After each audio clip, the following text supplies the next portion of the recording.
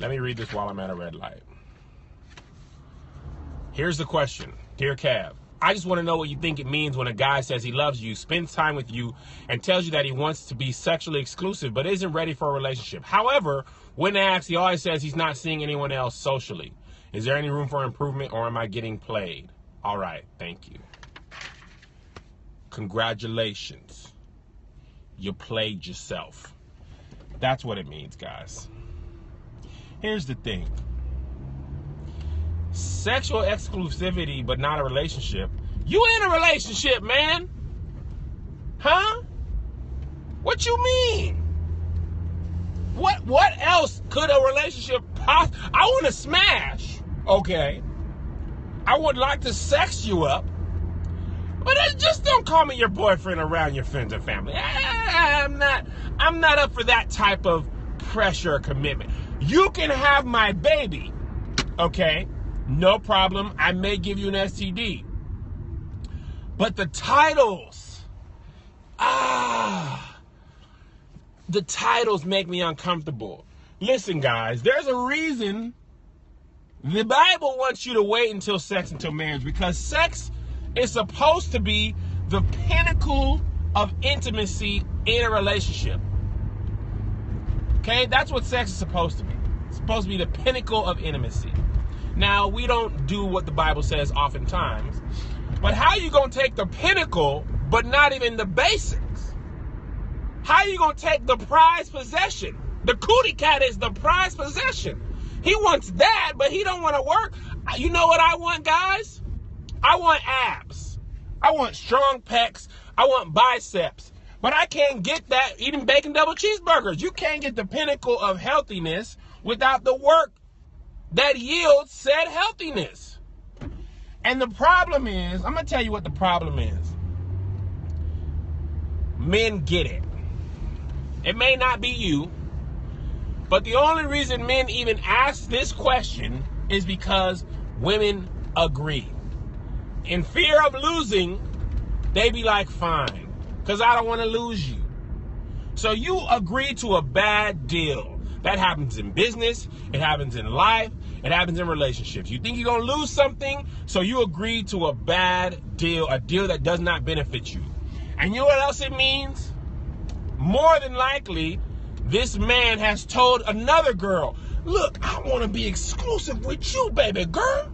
It's just me and you. P and the G, just me and you.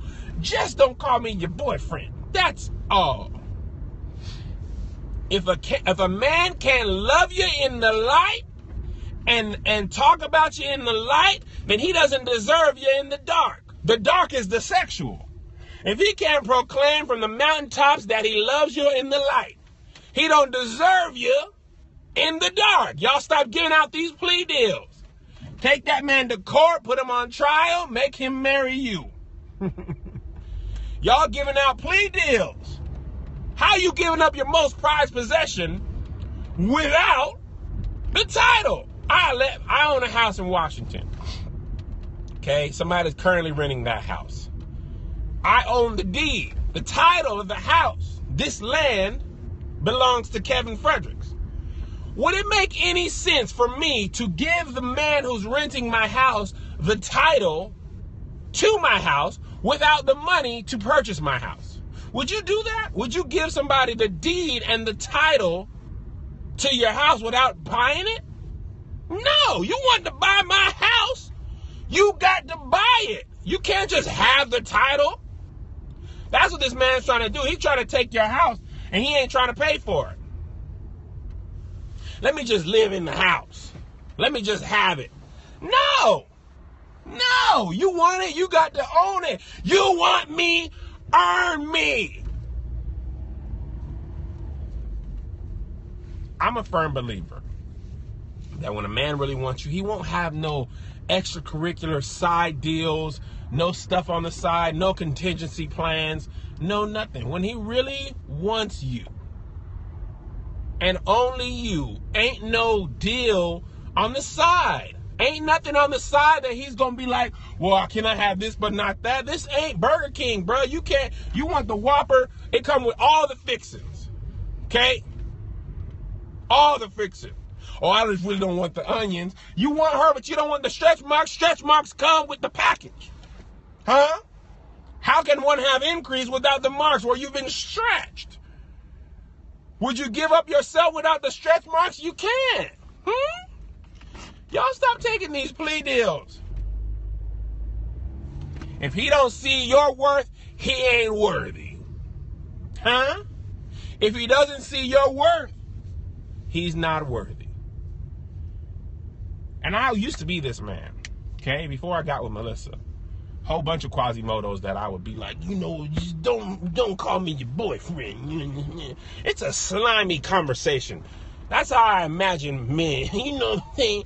Just don't call me your boyfriend. It's just gonna be me and you up in here. You ain't got to call me your boyfriend. Why we got to have a title? You know what I'm saying? We gonna be committed to each other, okay? We gonna be committed to each other, but you know, you always on those titles. I'm with you. You don't trust my word? Okay? You don't trust me? I was out here doing dirt before social media, telling multiple girls, you know what we got?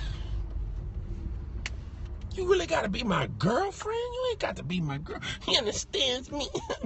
So what it is I just want to be with you, baby girl. Okay? I just want to be with you.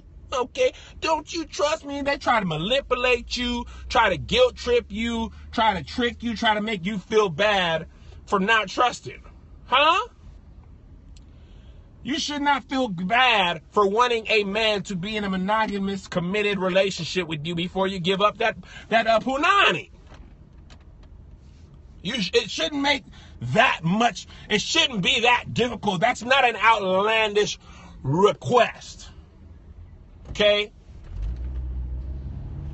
For the safety of your health, it's a bad decision to have sex with somebody and potentially get pregnant or have a baby or have a disease, and y'all ain't even agreed to be boyfriend and girlfriend in the sunlight. I'm hot now. I'm frustrated, and I understand this girl. I do, because I've known you before in my family and my friends. This girl, it's easy to make these comments about her on Periscope and YouTube or wherever you may watch this, but in the darkness of your own home, it may be you or a friend close. She's not alone. Oh, trust me, she's not alone. It's easy to say what you wouldn't do till it's you, till you've been lonely for a little while and you done Netflix and chilled all up and down the seasons. I done watched seasons left and right, documentaries, new genres, Deadwood, Orange is the New Black, House of Cards, Suspense, Daredevil, Jessica Jones, Making a Murder. You done up and down, left and right. So it's easy to say it when it ain't you. But when it's you, you don't be telling people, but you be thinking about it. I've been thinking about you. Oh, no. We love to say what I wouldn't do, but we do stuff. Oh, yes, we do. And that's why men ask her, because she ain't the only one. Like Sam Smith said. You're calling me baby, but I know I'm not the only one. You say I'm crazy. No. Men been getting away with this since the Bible days. They had wives and concubines. Wives and concubines. Loneliness is the greatest bad decision makers in a relationship ever. The fear of loneliness will make you make bad decisions all day long. All day long. That fear of loneliness will get you caught up. You don't want to be alone. We'd rather be with somebody bad, but at least they coming home. He smells like somebody else's bra straps. But at least he came home to me, because I can't stay in the bed one more night alone. That's how we feel. Huh? You don't have to say amen. You don't have to raise your hand. But somebody been there. Oh, yeah. So your question, is there any room for improvement, or are you getting played? My sister, from the bottom of my heart to the depths of my soul, you getting played. Can't sugarcoat it, because the world ain't sweet. You hear me? You're getting played. If I were you, call the whole thing off. Because what happens is, what happens is, women be out here missing the good thing and the right thing dealing with the wrong thing. Sometimes in investments and in relationships and in life, you caught up in this bad deal and it prevents you from getting a better deal. You could take this investment, but you don't want to let that one go. Sometimes you just lose it. And you got to cut your losses. Look, this ain't no long-term solution. The fact that he even had the unmitigated gall to ask for your prized loin, the unmitigated gall to ask for your prized loin without the decency to honor you with at least, we ain't even talking about marriage yet. We talking about, he don't even want to call you his girlfriend. The unmitigated gall. Who do you think I am? How dare you disrespect me by asking for my prized loin, the butcher's choice cut? Huh? This is the butcher's choice. This is the flanks. This is the prime rib. This is your holy of holy, the innermost inner. He wants to be literally and physically be inside of your body with that old stinking rod inside of your body. But he can't even call you his girlfriend? I want to enter you with or without protection. Don't want to call you my girlfriend. You can think you are my girlfriend. You can tell people I'm just not going to agree. No. No. No. No. Keep that stinking rod away. More than likely, you're going to end up with a sexually transmitted disease or a baby. Because you think that type of guy, if you were to get pregnant, do you think that type of guy is going to be the one that's going to be like, you know what? I'm going to do right by you. We're going to get married. I'm going to take care of my son. I'm going to be there for my baby boy. Give him my last name. That's my son. Give him my last name. He should have my last name. I'm the father of that baby. I'm the pappy. I'm Jenga-led. Nah. Ninja Smoke. He gone. Huh? He trying to drop that off in your drawers, leave like a thief in the night, and be on his way. Ladies, individually and collectively as a group, we've got to raise the standards. This is one thing that doesn't work when just a couple of women do it, okay? Because when a couple of y'all do right and the rest do wrong, then the men just go picking off the weak wildebeest.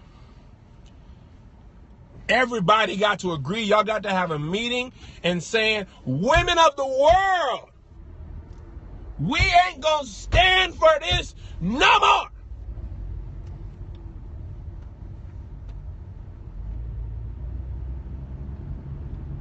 Before you slide up in these panties, you slide up in that courthouse. Buy me a ring that hurts. Huh? I saw Scotty's ring. He proposed the deed. That ring didn't come out of a bubblegum machine. That ring hurt. I know he's committed because that, whoo! I saw the rock on his finger and I didn't even want Liz to look at it. The rock on D's finger, I was like, Liz, don't even look at it. Don't even look. Oh, I can't help you the way he did. Now, that ring hurting has, it depends, because when I proposed, I was just 20 years old. So what I bought, Liz, hurt me, okay? Now, what I buy her now got to hurt a little bit more. When Greg proposed to Mel, the ring hurt. It took him a minute to even propose because he had to get his ducks in a row. Because the ring hurt. Okay? Know yourself, know your worth. Don't lower yourself, don't lower your value for somebody that doesn't appreciate you. It's disrespectful. It's disrespectful. Okay? You think Kevin Hart, somebody will hit Kevin Hart up and be like, yo, man, I want you to come do comedy at my shows, okay? I can't pay your full rate, okay? But you're going to get some exposure. You're going to get some exposure, man. Really? You wouldn't even disrespect the man by trying to pay him in exposure. So don't let nobody disrespect you.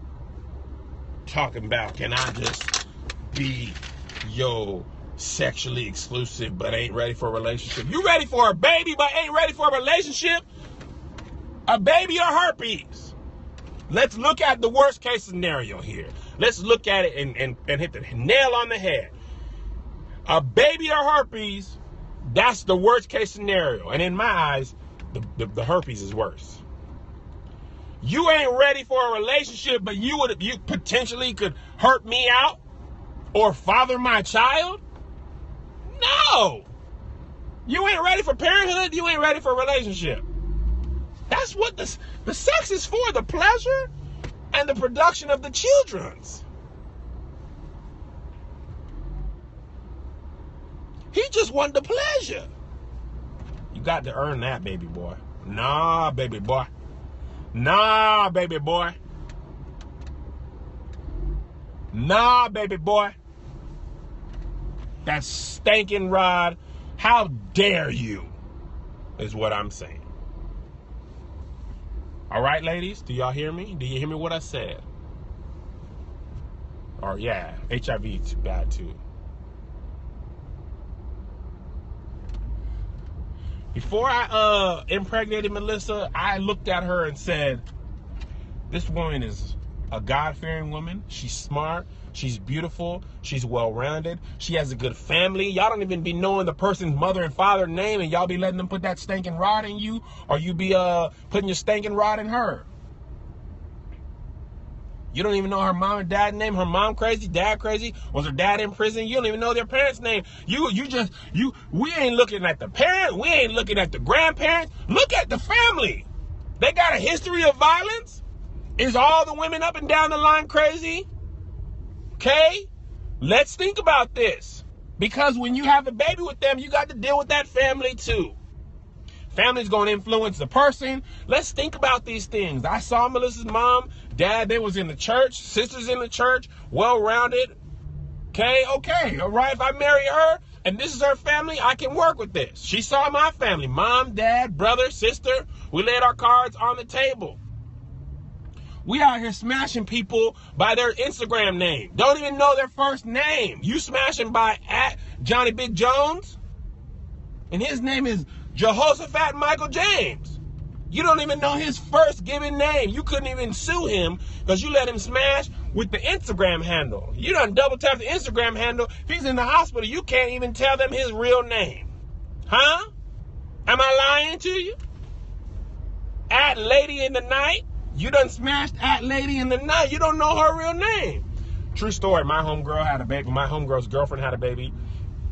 And I was going to visit their baby in the hospital, and I did not know her real last name. That's where I got that story from. Her name JD the baby. He'd be in here sometimes. JD the baby had a baby. His girl Jasmine. I knew her Twitter handle, jmarie_87. I went to the thing. The receptionist like, I went and visit. jmarie80.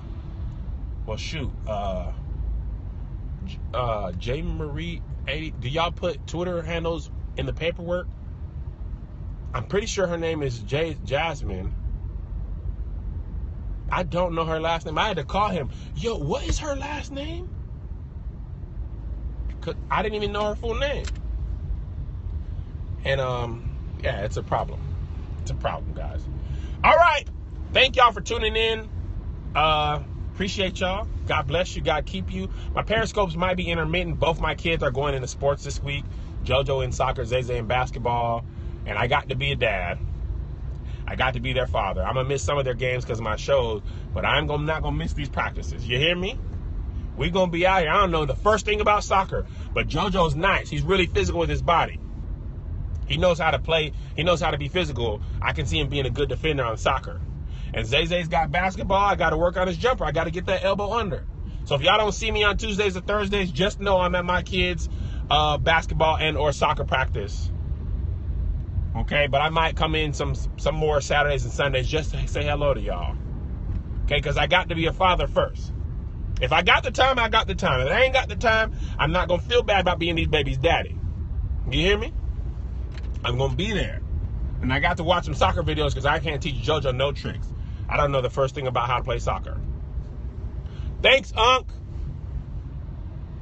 But I do know some stuff about cross y'all up. Finish with the left. Protect the body. All right, I'll see y'all.